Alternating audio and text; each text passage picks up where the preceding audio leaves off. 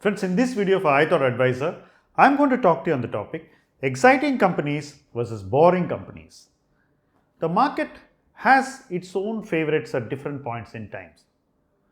When the entire market likes a theme or a set of stocks, these stocks excite everybody. We all want to own them. We always talk about those companies which are in the limelight. They create a lot of excitement. People who come into the market first come face to face only with these exciting companies. Everybody wants to have a piece of that cake. So, if you see, most people would try to own these exciting companies whenever they come face to face with them. Because the natural reaction is we want to own them.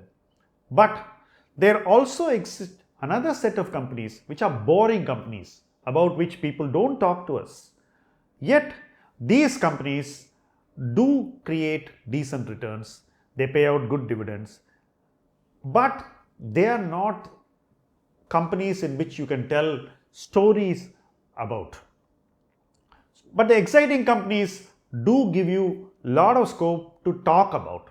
You can arrange them in a theme, you can find virtues, you will find new products they're going to come up with, you will see technological edge which they have in their space which others don't have. There'll be something or the other, or they would be in a very novel space, like for example in the solar energy space or the EV space or the pharma space or the specialty chemical space. So based on which business the company is in, we tend to get excited. But when the markets fall, whether it's an exciting company or a boring company, everything goes down. So we are faced with a peculiar situation when the market goes down. Should we buy a company which we were excited about earlier, which has come down, or should we buy a boring company which was cheap in the first place but it has become even cheaper? This dilemma is bound to happen for all of us because we don't have too much money when the markets fall and we are faced with this predicament.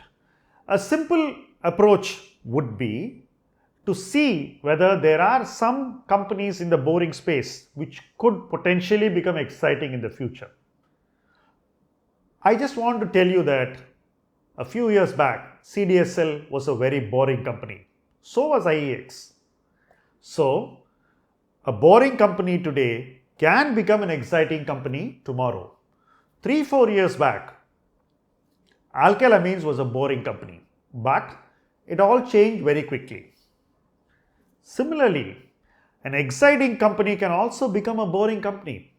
Over a period of time, a company which draws a lot of attention from shareholders tends to excite us too much. So people create too much expectations. So when those expectations are not met over a long period of time, an exciting company can become a boring company. Remember one thing, a boring company can once again return to being an exciting company. That's the reason why even in the basket of boring companies, you could find one or two companies which can become exciting in the future. So take a close look and find out if the boring basket has something exciting in the future. As for the basket of exciting companies, it's normal for us to want to buy the dip.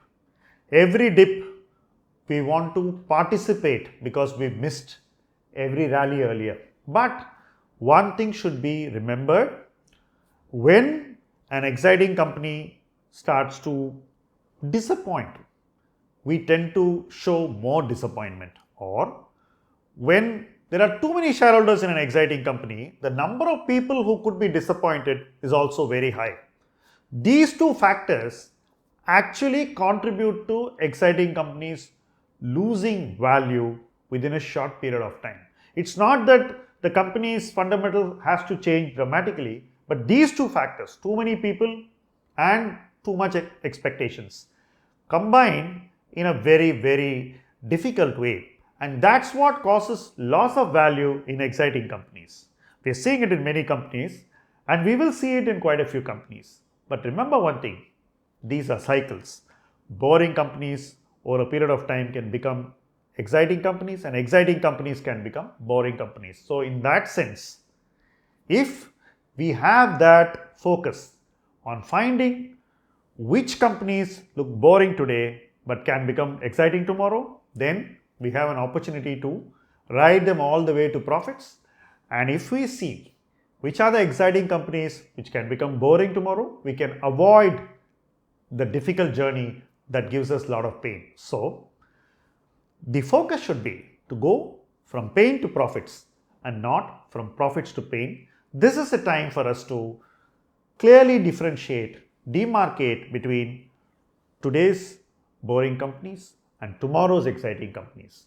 We need to be at the right place now more than ever before. Thank you for watching this video.